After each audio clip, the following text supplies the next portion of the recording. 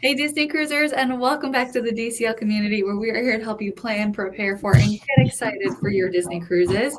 You guys know me, I'm Rebecca. I am your admin and host in the DCL community. And today we are so excited to be not just talking about, but truly comparing apples to apples, Walt Disney World versus Disney Cruise Line.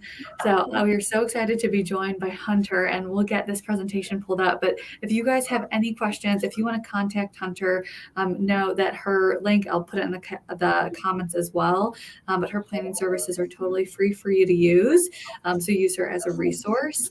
And with that, I guess let's dive into this comparison. And Hunter, you've done both Disney World and Disney Cruises, right?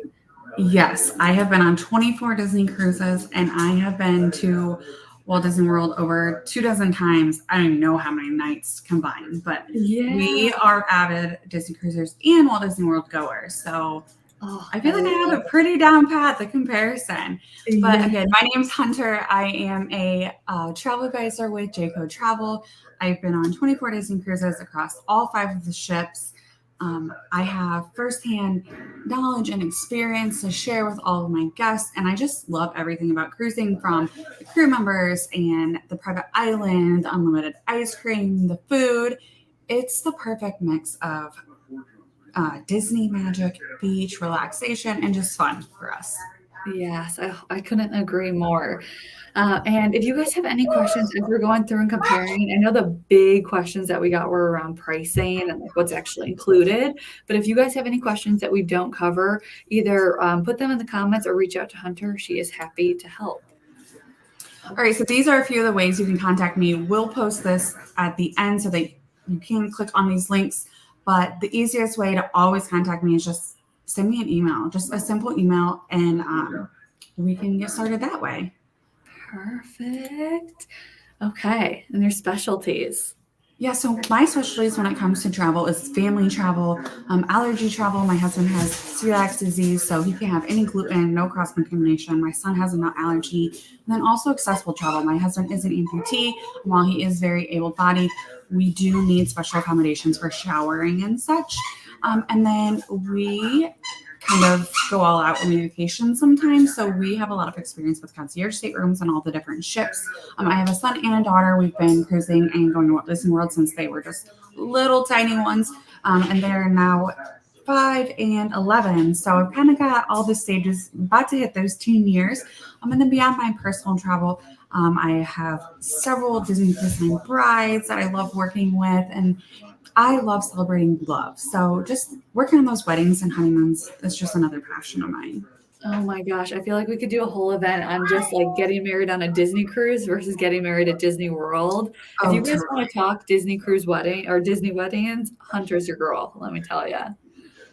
Oh, okay. So where should we start if somebody wants to work with you? Yeah, so contact me. You can contact me through any of the ways. My email is on the screen as well.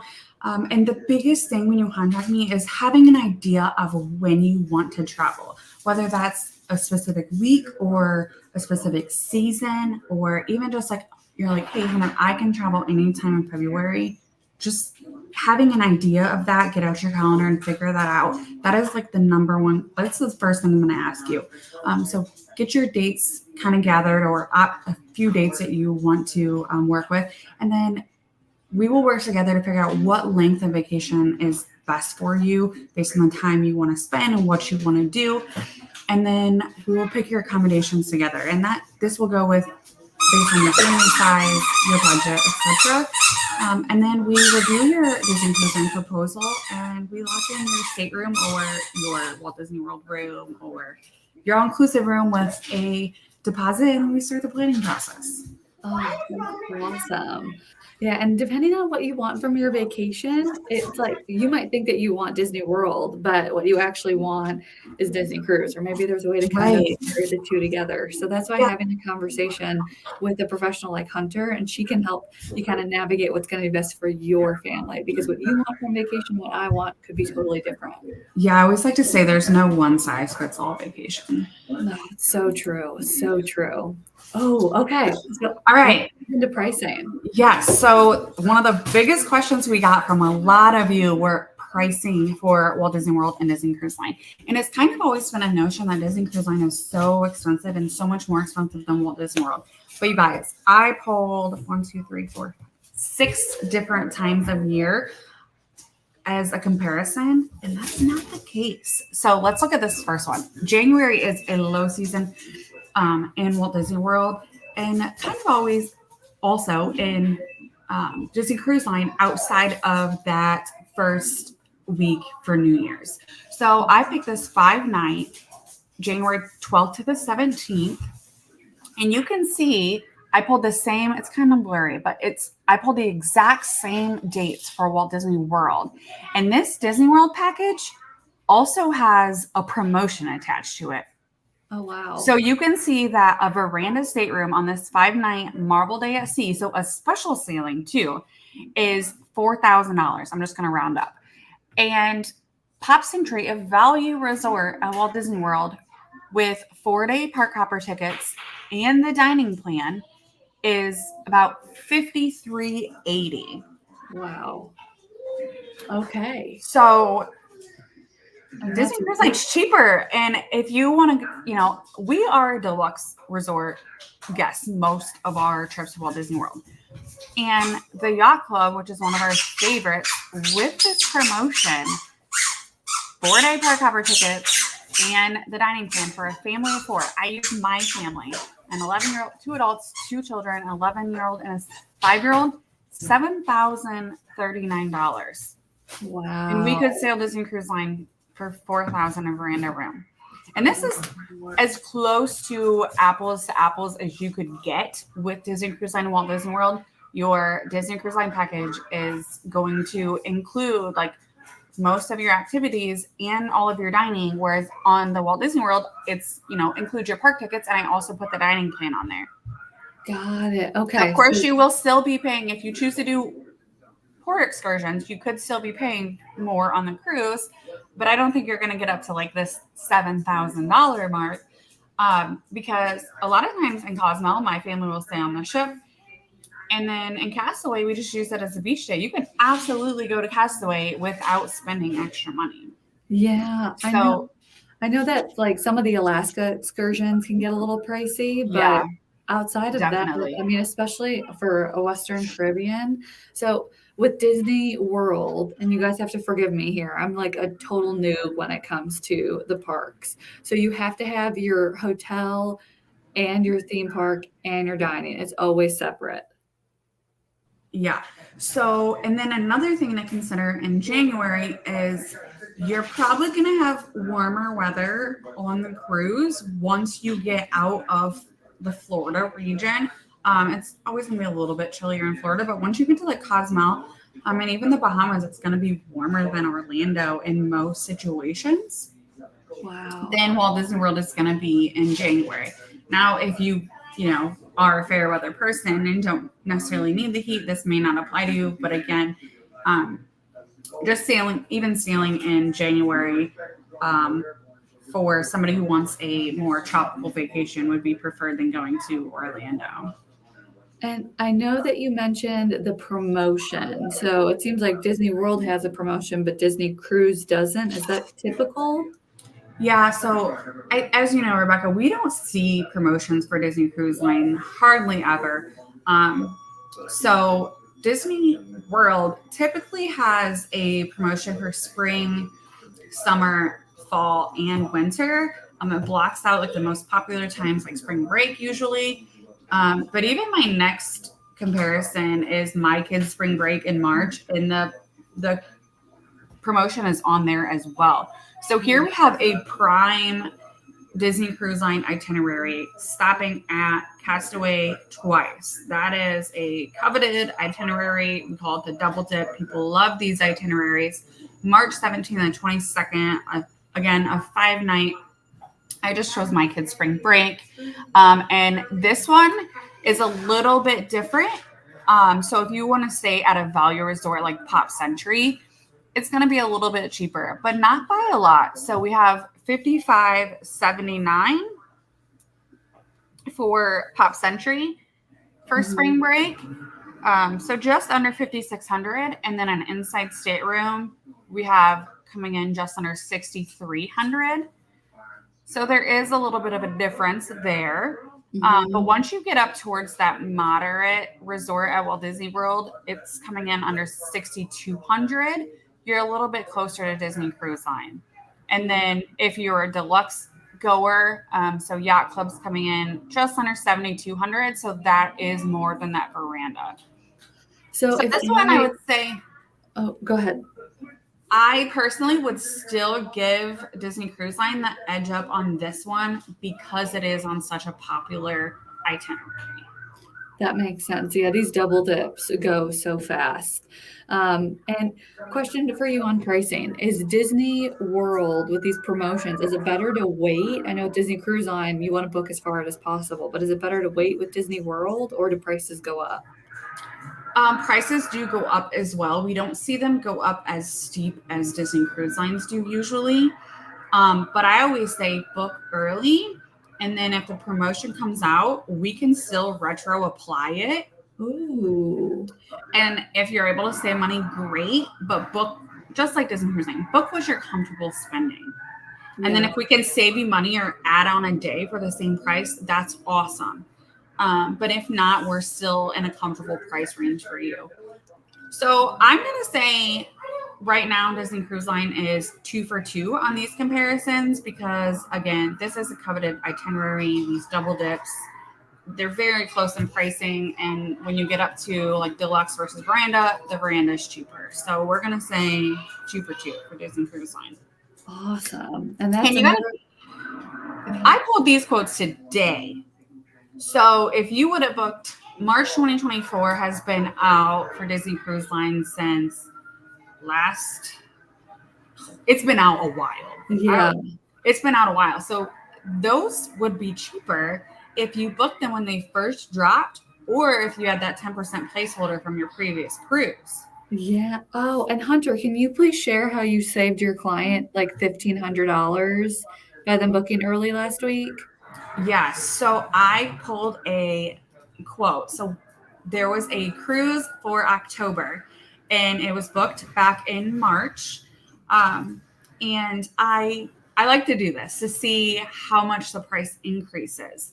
So an October cruise booked for a family of 5 in March. If they would have booked it last week instead of in March, they would have paid $1,500 more than they paid in March for the same exact cruise, the same exact dates. But by booking in March instead of in September, they saved $1,500. That is a big difference. And I actually posted this in the Disney Cruise Line community group, and it prompted a bunch of other people to go check what their cruises had gone up. And I saw comments that people's cruises had gone up as much as $2,000. It's so it is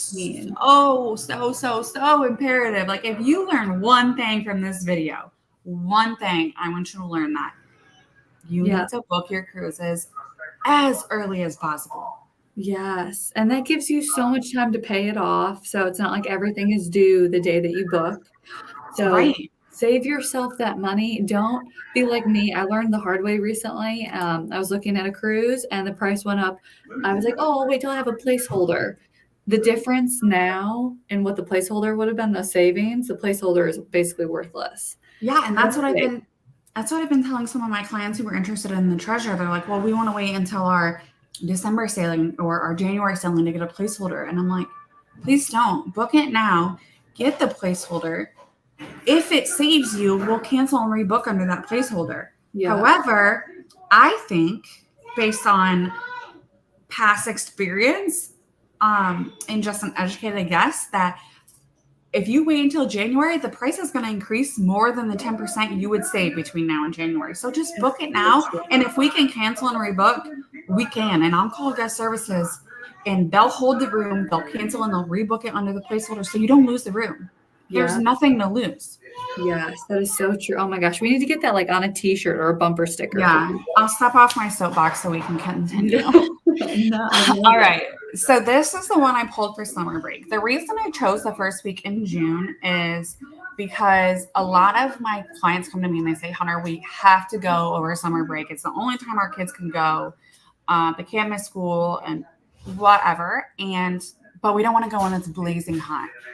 The first week of June is always my answer. Like I know this doesn't work for a lot of East Coast schools because they don't get out until like the middle of June, and even some schools by us in Michigan don't. But my kids, they get out before Memorial Day. So I pulled June 1st to the 8th, the 7-night Eastern Caribbean cruise. This is one of my favorite itineraries. Yeah. But this, I think, is the one circumstance that I wrote down where Walt Disney World beats Disney Cruise Line. These Disney Cruise Line summer prices are high. Yeah. But think of the Florida heat walking around the theme parks for 6 days in June or July or August. I think a trend of just what this June is showing you that if you want to go in the summer, Walt Disney World prices are going to beat Disney Cruise Line. Their prices are a lot less in the summer to pull in people because it is summer in Florida. It's hot, it's humid. It's not my favorite time to be there. So we have 7-night Eastern from Port Canaveral, inside stateroom just under $8,800. Wow. Veranda just under $10,000. That is a lot for a family of 4 for 7 nights. You got a value resort over here, $7,200, moderate $7,900, and then our deluxe pops us up to $10,300. So I would say your moderate is probably your way to go at Walt Disney World in the summer. Yeah. I kept the same resorts for all of these comparisons just for the sake of having an equal playing ground. But I say Walt Disney World wins out here. Yes, as hot as it would be, it definitely makes financial sense here. And Hunter, as we get into this next example, if someone's like, okay, all of these sound great, but I don't know what's going to work for my family, can I just reach out to you and say, like, this is our budget and this is what we want to travel and you can help? Yeah, absolutely. Awesome. There's so many resorts at Disney, and I'm like, I don't know what any of these mean. I don't know if you guys feel this way, but I'm like, there are over 25 resorts at Walt Disney World. They're kind of split into deluxe, moderate, value, moderate, deluxe, and deluxe villas. I feel like a very good happy medium is the moderate, but there are some good values. Like Pop Century is my favorite value. That's why I used it. Got it. Okay. So, and there's a lot of other things to consider. We won't get into but I mean, transportation, room types, so much. Got it. So it's not just like I'm choosing an inside. It's like there's different categories of inside, and that same thing applies to the resorts. And I'm sure, are there different types of dining plans and park passes? Yeah, this is different types of add-ons. This is why you hire a travel agent for $0 additional dollars.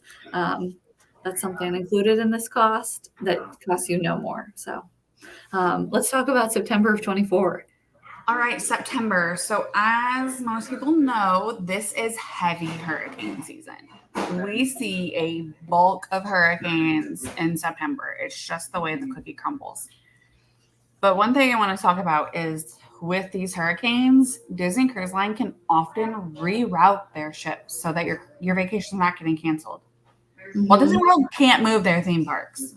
Good point. Good point. So you're either going to get stuck in the torrential downpour and a crazy wind if it comes that way, or they may close. Last year they closed for a couple days. They don't close often. Like it has to be a severe threat for them to close, but it happens. Yeah. So just that's something to keep in mind. But you can see here again that Disney Cruise Line wins. 7-night sailing, a veranda stateroom, $6,300. Pop Century Value Resort at Walt Disney World, $6,700. Wow. And then we get up to moderate and we're at $9,500. Wow. Okay. Or get up to deluxe, I mean. So it's worth the risk of sailing during hurricane season if you've got that flexibility. Personally, I say yes. I've sailed in August. I've sailed in September. I've sailed in October. All months, multiple times. And we did have to kind of like go around a storm. Like it didn't change our itinerary, but we just knew, like the captain just said, hey, we're going to be just kind of going a little bit around. We may arrive to our next port late. And there were some choppy waters, which could be a bummer for some people that experience motion sickness. Mm-hmm. But our cruise so happened we had fantastic port days. Wow. My water splashed all over the dinner table, but Yeah. Right. That's part of it. I was gonna say we cruised in August, and we were going through a tropical storm, and that's the only time. I mean, it was like one day for a couple hours that it was a little choppy, and I mean, it was more than a little choppy, but they didn't go through the storm, right? They navigated to the outskirts of it, so their priority is keeping everybody safe on board. So that's it. That's a big difference. I mean, you can put thousands of dollars towards another Disney cruise at that point. All right, October. Oop, I must have messed this up. Okay, so maybe I forgot to put the October one in here, but let's do December. Yeah. Okay, so we have December. This is over Christmas, and they're pretty close to even. So we have a 6-night Western Caribbean cruise, inside stateroom, $7,600, and our Pop Century, $7,600 essentially. Yeah. Moderate and Ocean View, about the same. I mean, $40 difference. Wow. And then the deluxe versus veranda is that where the bigger difference is. This is $11,800 for a deluxe versus $9,900 for the veranda. Wow. This one I feel like is kind of a tie. Yes, agreed. But here's one thing I will say. Disney Cruise Line, the Magic holds 2,700 guests, I believe, off the top of my head. Walt Disney World holds hundreds of thousands at Christmas time. And you will be shoulder to shoulder. Oh, that's a good point. I did not think about the crowds and the parks. Yeah, so there's a limit on how many guests are going to be on that cruise, and of course there's a limit on how many people they can let in the parks. But it's going to be a lot more crowded in the parks than on a cruise ship. Got it. Especially the lines are going to be insane. There's only so long lines on a cruise ship can be. Yeah. So that's something to take into consider. And I will verbally just tell you guys the October one. October, I chose a 6-night on the Fantasy. It was stopping at, I'm sad I didn't put this one on there, stopping at Castaway twice and Lighthouse Point. So amazing itinerary, right? This guy. There it is. Oh, so I just had the dates wrong. Yes, this is it. So I just swapped the dates. Okay. So here it is, October. Incredible itinerary. Like I want to be on that ship for that itinerary. 2 stops to Castaway, stop at Lighthouse Point. That's Disney's new island. That's coming. Can't wait for that. Sorry, guys. That's my fault. Just I think restart. There we go. Okay. All right. There we go. Okay, so we have a veranda coming in at $7,600, and then a moderate $7,500. So depending on your accommodations, this one could go either way as well. I feel like the inside $7,600 and Pop Century essentially $7,600. So I feel like the October and December ones are pretty equal. But one thing I will say about Disney World in October is their Mickey's Not So Scary Halloween Party is freaking incredible. However, those tickets are $150 to $200 per person. Ooh. So that's another added expense of $800 to $1,000 for a family of 4. But I think I didn't know that wasn't included. No. Oh. So Mickey's Not So Scary Halloween Party is the party in Magic Kingdom from 7 to midnight. Usually you can get in early at 4, where there's trick-or-treating, exclusive characters out, an parade, stage show, fun little entertainments and events. It's a blast. Walt Disney World does this event incredible. This is much better than like the trick-or-treating on board, but it's expensive. We've done it on Halloween. I think it was $199 a person. On other dates, it's normally like $149 to $169, I think. But that's another added expense to experience Halloween there. Of course, the parks have Halloween decoration, but that's their actual Halloween event. It's amazing. I don't want to downplay that at all. But you're adding, let's just say $800 onto what you're already paying. So if we're staying at a moderate, we're at $7,500. We're adding $800 on. We're up to $8,300. That means that the cruise coming in a veranda at $7,600 would be cheaper. Yeah. Oh my gosh. There's So so much to there's consider. so much to consider, and it's really on boils down to the experience you want to have and what your family likes.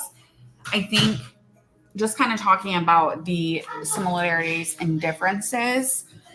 We all know Walt Disney World has rides. Disney Cruise Line doesn't. So that is obviously a huge difference. They both have entertainment, but Walt Disney World is going to have the leg up on the variety of entertainment. But their entertainment isn't going to be these Broadway shows. Now, Festival of the Lion King at Animal Kingdom is incredible, but I would prefer to sit in a theater and watch Aladdin on the Fantasy. Yeah. Character interactions, far better on the ship, in my opinion. The lines are much shorter for them.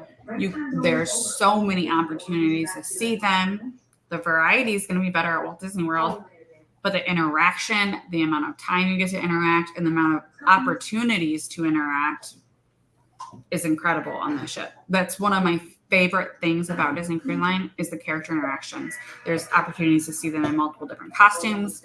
There's opportunities to see them in the kids club, on the island, on the pool deck. Like if you have the special day at sea, then in other costumes, like character interactions on the ship are just way better in my mind. So when you have like toddlers or preschoolers that really, really love the characters and not so much the rides, I'm hands down Disney Cruise Line.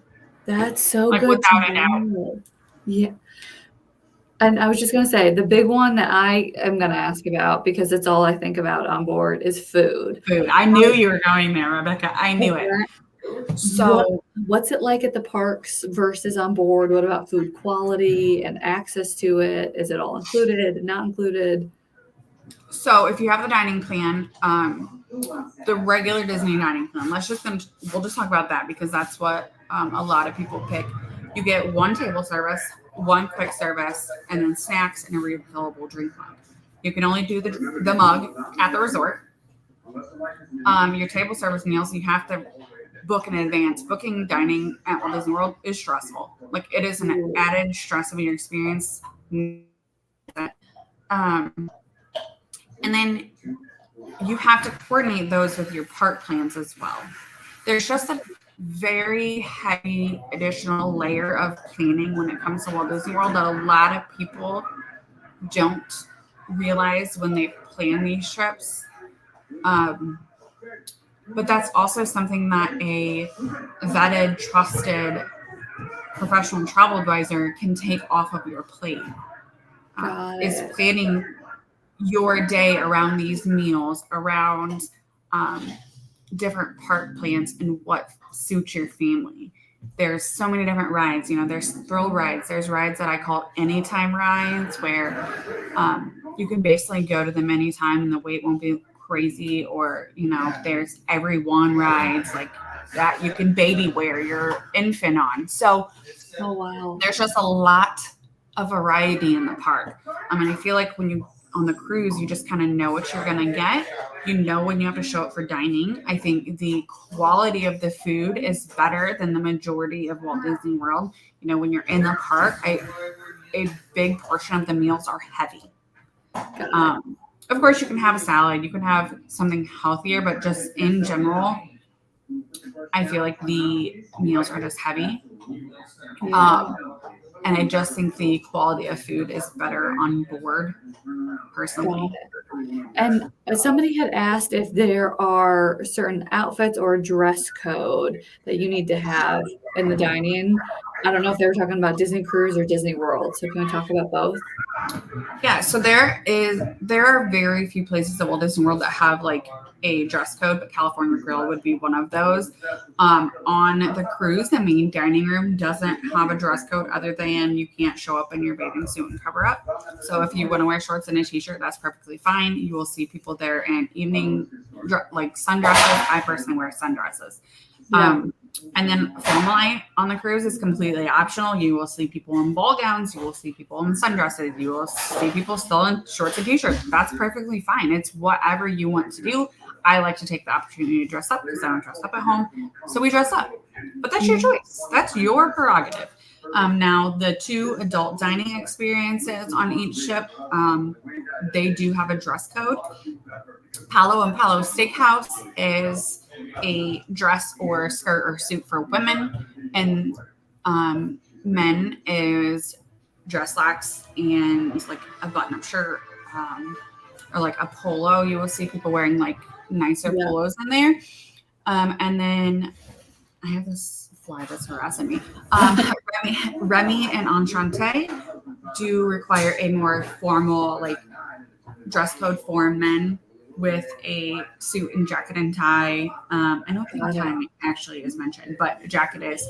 And then women, again, dresses or, skirt and blouse. But it is a very formal event.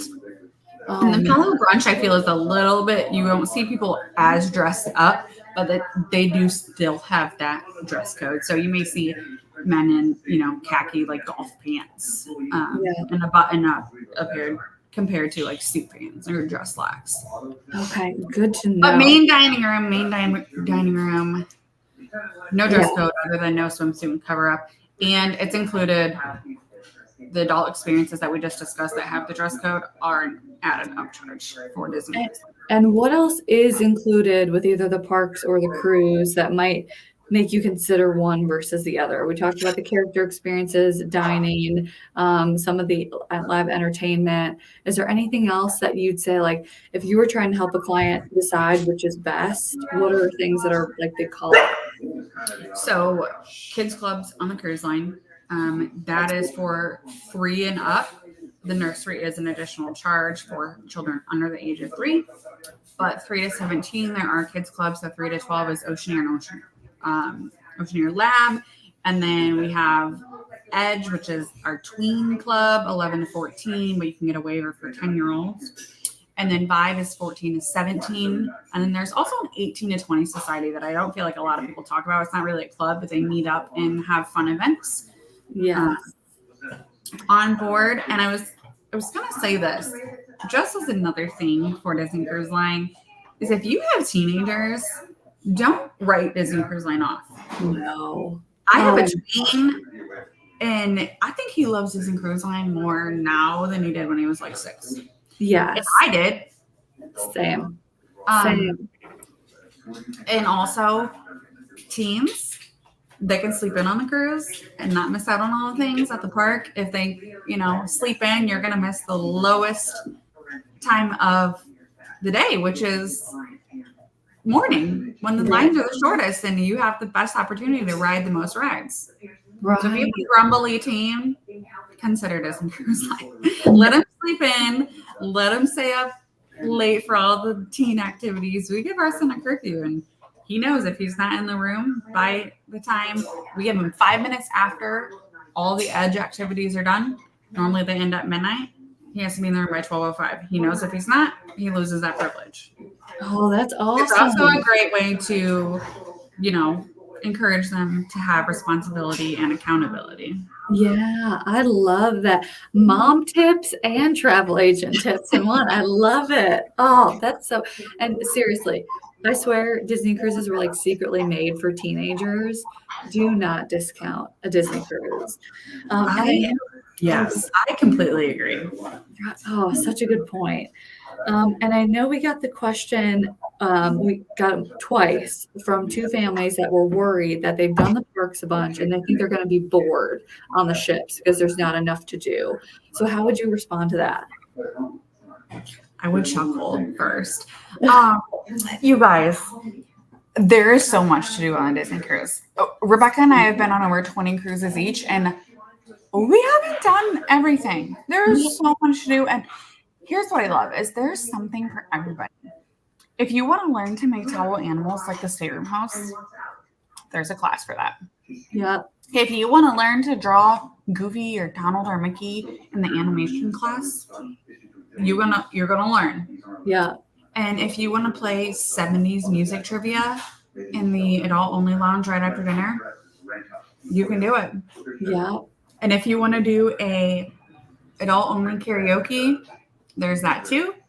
Or family friendly karaoke, or a silent DJ party, or a family time game show. Go up there with your kid and answer questions about what you think they would answer. So fun. My husband and son won that. I would have lost if I went up there with him because I answered it in the audience, like in my brain. I would have lost. Oh, that's awesome.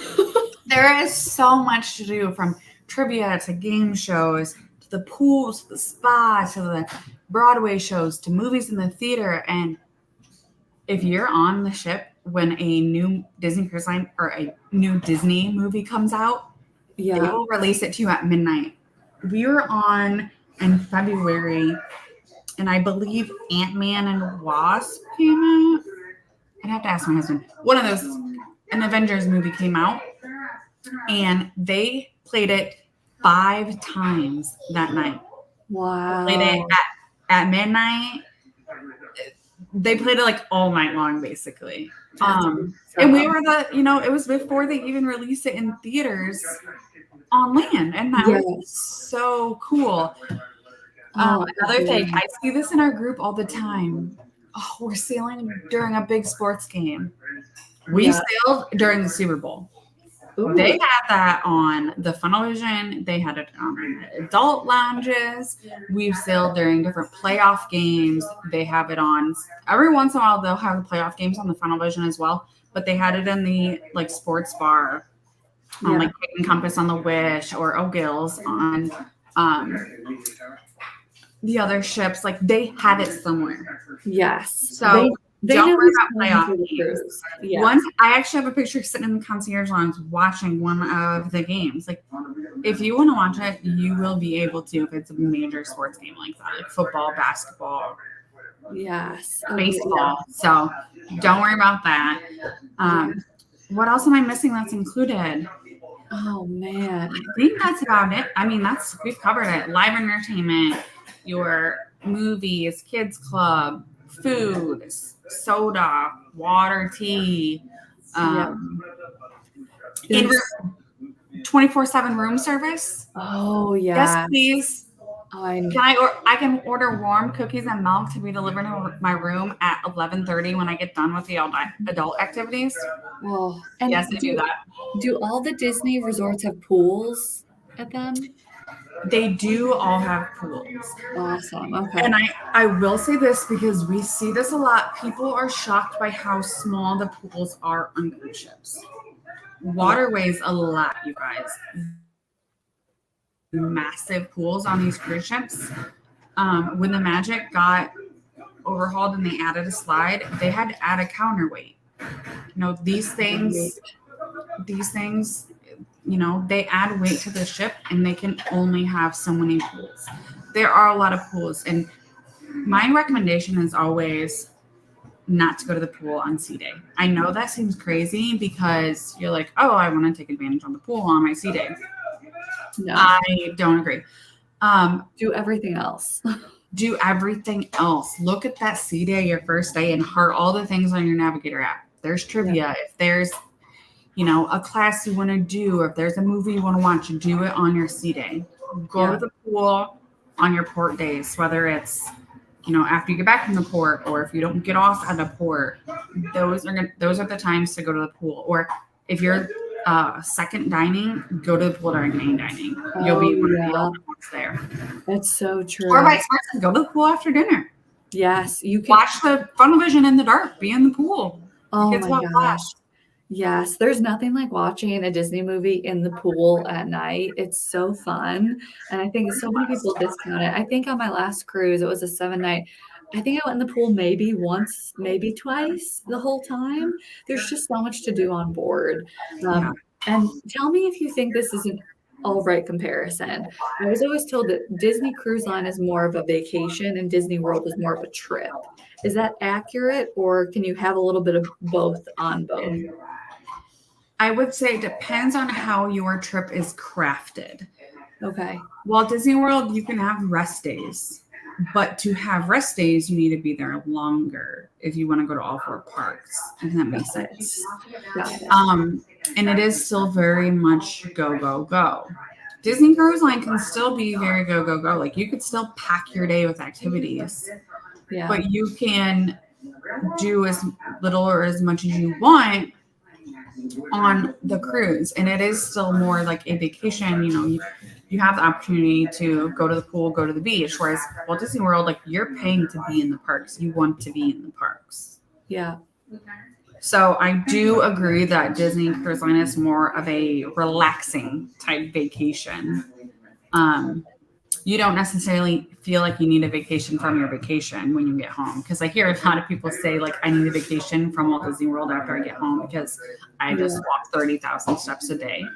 Yeah, I can imagine. Oh my gosh, those parks But, are huge. there are people who go to Walt Disney World and, maybe they stay 8 days and they go to a park, have a day off, go to a park, have a day off. Oh, that's a good way to do it. Yeah. If you've got the time and you've got the budget and you can plan it that way, that's such a smart way to do it. It just really depends on how you created your vacation from the beginning. And that's something that I talk to my clients about. Like, do you want to have a break from your park days to kind of recharge?